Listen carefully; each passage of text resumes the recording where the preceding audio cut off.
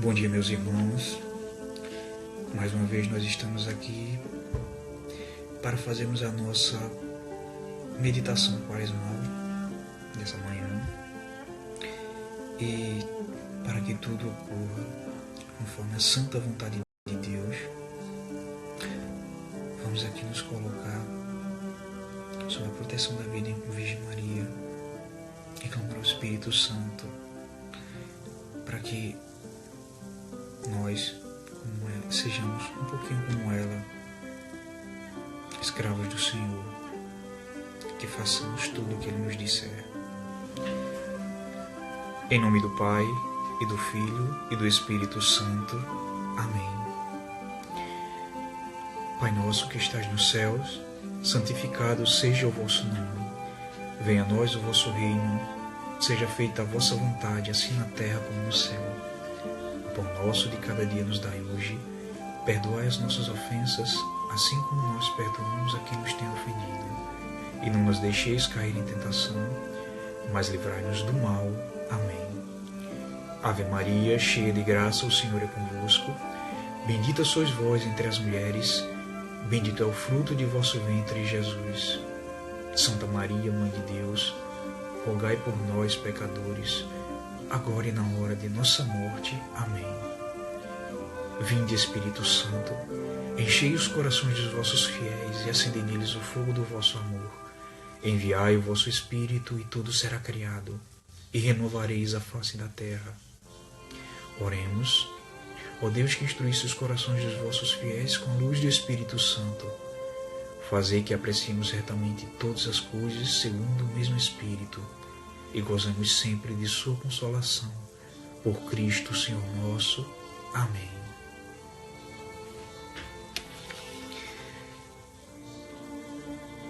Terça-feira, depois do primeiro domingo da Quaresma. De que modo Cristo sofreu todos os sofrimentos? Os sofrimentos humanos podem ser considerados a dupla luz. Primeiro, quanto à espécie. E então, não devia Cristo sofrer todos os sofrimentos, pois muitas espécies de sofrimentos são contrárias entre si, tal como a combustão pelo fogo e a submersão pela água. Mas agora, tratamos dos sofrimentos de proveniência extrínseca, pois os sofrimentos procedentes de causas externas, como as doenças do corpo, não devia ele sofrê-lo, como dissemos. Mas quanto ao gênero, sofreu todos os sofrimentos humanos, o que é suscetível de tríplice consideração. Primeiro, quanto aos homens que lhe causaram sofrimentos, pois certos sofrimentos lhe foram infligidos pelos gentios e pelos judeus, por homens e mulheres, como nos mostram as criadas acusadoras de Pedro. Também recebeu o sofrimento de príncipes e de seus ministros, e do populacho, conforme a Escritura em Salmo 2:1, que diz: por que razão se embravecem as nações e os povos meditaram coisas vãs? Os reis da terra se sublevaram e os príncipes se coligaram contra o Senhor e seu Cristo. Sofreu também de seus discípulos e conhecidos, como Judas, que o traiu, e Pedro, que o negou. Segundo, o mesmo se conclui relativamente àquilo em que o homem pode sofrer. Assim, sofreu dos seus amigos que o abandonaram, na sua reputação, pelas blasfêmias contra ele proferidas, na sua honra e glória, pelas irrisões e contumélias contra ele assacadas, nos bens, quanto das suas próprias vestes foi espoliado, na alma, pela tristeza, pelo tédio e pelo temor, no corpo, pelos ferimentos e flagelações. Terceiro, podemos considerá-lo relativamente aos membros do corpo. Assim, Cristo sofreu na cabeça a coroa de espinhos pungentes, nas mãos e pés a pregação dos cravos, na face, bofetadas e cuspe, e em todo o corpo flagelações. Sofreu também em todos os sentidos do corpo, no tato, quando flagelado e pregado com cravos, no gosto, quando lhe deram de beber fel e vinagre, no olfato, quando suspenso no patíbulo, num lugar fétido pelos cadáveres dos supliciados, chamado Calvário, no ouvido, ferido pelas vociferações dos que os blasfemavam e faziam dele risão, na vista, ao ver sua mãe e o discípulo a quem amava chorando. Quanto à suficiência, um sofrimento mínimo de Cristo bastava para remir o gênero humano de todos os pecados, mas quanto à conveniência, foi suficiente que sofresse todos os gêneros de sofrimento. Meus irmãos, na reflexão de hoje, meditaremos um pouco mais sobre os sofrimentos de Cristo. Diz o profeta Jeremias, no livro das Lamentações, capítulo 1, versículo 12: Ó vós todos que passais pelo caminho, olhai e julgai se existe dor igual à dor que me atormenta. Esta profecia se cumpriu em Cristo, na sua paixão. A igreja nos ensina que as dores de Cristo, as dores que Jesus sofreu por nós, para a nossa salvação, foram os mais terríveis sofrimentos da história da humanidade.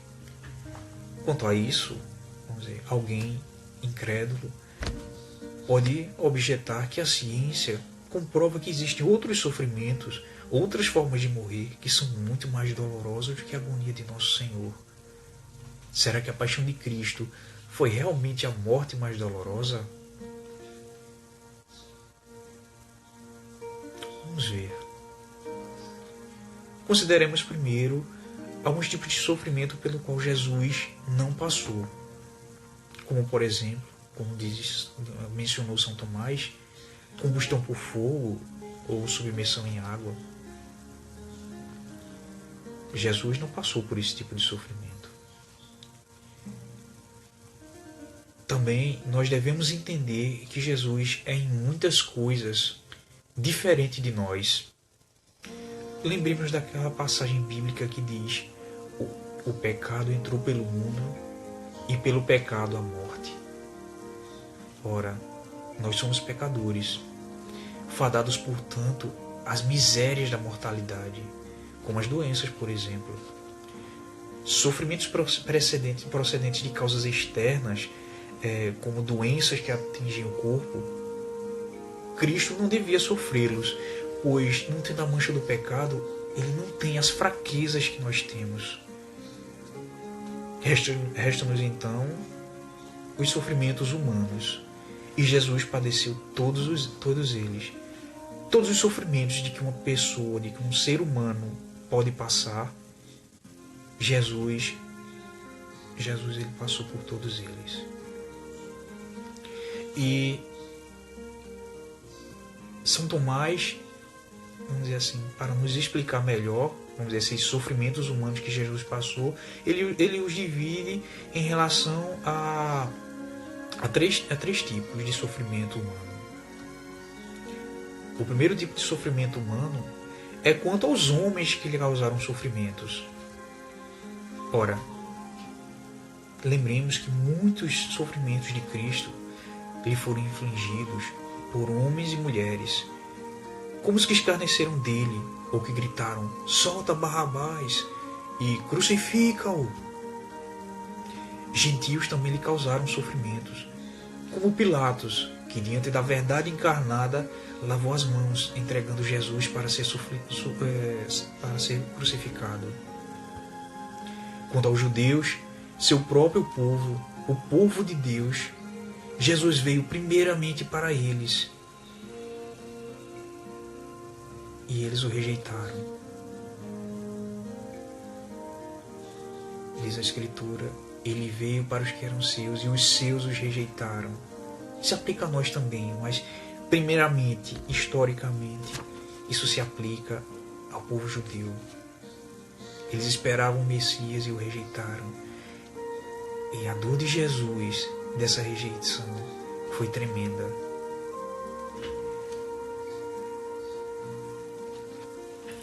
Também, outras pessoas causaram dores a Jesus. Veremos aqui. Seus discípulos, por exemplo. Pedro negou 3 vezes. Judas o traiu com um beijo por um punhado de moedas de prata. Talvez maior do que a traição dos pagãos, a traição daqueles que lhes são próximos e de seu próprio povo, vamos dizer assim, foi muito mais dolorosa. O segundo tipo de sofrimento humano, o doutor Angélica vai nos dizer, é quanto àquilo que o homem pode sofrer. Por exemplo, por causa do abandono de seus amigos. Cristo sofreu também devido à sua reputação, por causa das blasfêmias que sofreu, dos xingamentos, da zombaria que ele sofreu. Sofreu também nos seus bens, quando lhe tiraram as próprias vestes e o deixaram nu, mais humilhado ainda. Sofreu na sua alma, pela tristeza e temor que sentiu. Sofreu no seu corpo, por causa das flagelações, dos ferimentos.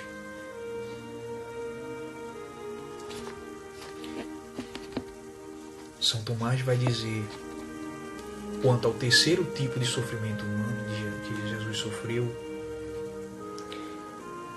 relaciona-se aos membros do seu corpo. Aqui é mais fisicamente. Aqui são seus sofrimentos mais físicos. Vejamos.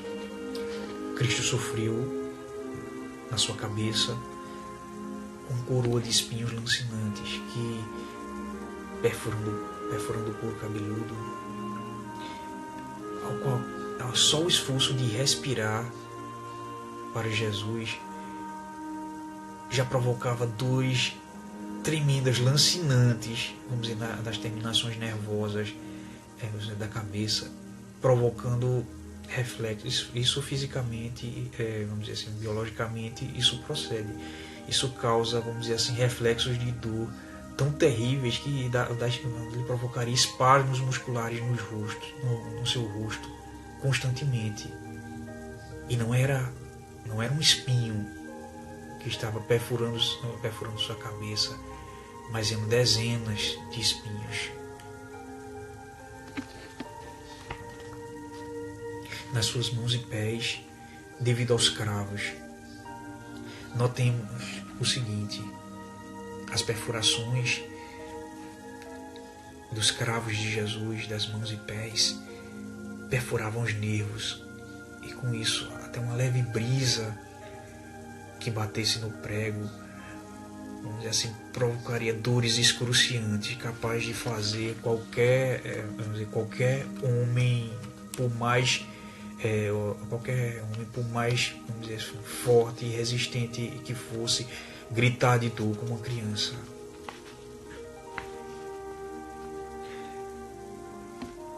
Também ele foi flagelado no seu, vamos dizer assim, nos seus sentidos do corpo. Todos os sentidos do corpo de Jesus foram saturados de sofrimento. Vejamos, por exemplo, no seu tato, quando ele foi flagelado e pregado com cravos. No seu paladar, quando o deram para beber vinagre e fel. No seu olfato, quando levado ao Calvário, onde fediam os cadáveres dos crucificados. No seu ouvido, pelas zombarias e blasfêmias que proferiam contra ele. Na sua visão, quando ele viu, por exemplo, a sua Mãe Santíssima e o seu discípulo amado chorando diante dos seus tormentos. Quando nós meditamos na paixão de Cristo, inevitavelmente nos vem à mente a lembrança do Santo Sudário de Turim, essa relíquia tão extraordinária, onde está impresso o sangue, onde está impresso em sangue o corpo chagado de Jesus, aquele corpo torturado por nós. Na primeira pesquisa científica que foi realizada no Sudário, isso aqui é a ciência que diz, o Dr. Pierre Barbier, ele traz conclusões impressionantes. Vejam as conclusões a que ele chegou ao analisar cientificamente o Sudário. Na face havia sinais de contusões. O nariz estava fraturado e a cartilagem descolada do osso. No corpo foram contados 120 sinais de golpes de açoite, produzido por 2 flageladores, um de cada lado da vítima. O flagelo utilizado foi o que se usava no Império Romano, composto de 2 ou 3 correias de couro, terminado em pequenos ossos de pontas agudas, ou em pequenas travas de chumbo com bolas nas extremidades. 2 chagas marcavam o ombro direito e o omoplata esquerdo. O peito, muito saliente, denotava uma terrível asfixia suportada durante a agonia. Os pulsos pareciam perfurados, tendo o prego perfurante seccionado em parte o nervo mediano, fazendo contrair o polegar para dentro da palma da mão. Pela curvatura das pernas e as perfurações dos pés, tem-se a nítida impressão de que o esquerdo foi sobreposto ao direito e presos ao madeiro por um único prego. Os 2 joelhos estavam chagados. Havia um sinal de sangramento produzido por uma grande ferida no lado direito do tórax. Por fim, havia 50 perfurações na fronte, cabeça e nuca, compatíveis com coroa de espinhos. Quanta dor Jesus passou por nós, quanto amor Ele tinha por nós. Um mínimo sofrimento de Jesus já seria suficiente para remir a humanidade do pecado, mas era conveniente que Ele sofresse todos os gêneros de sofrimentos, e Ele o fez até o fim. Se entregou por nós na morte mais miserável que havia.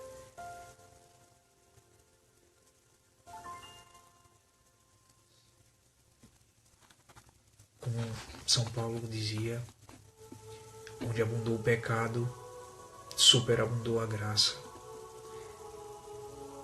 Agora nessa quaresma, lembremos de meditar nas dores de Jesus.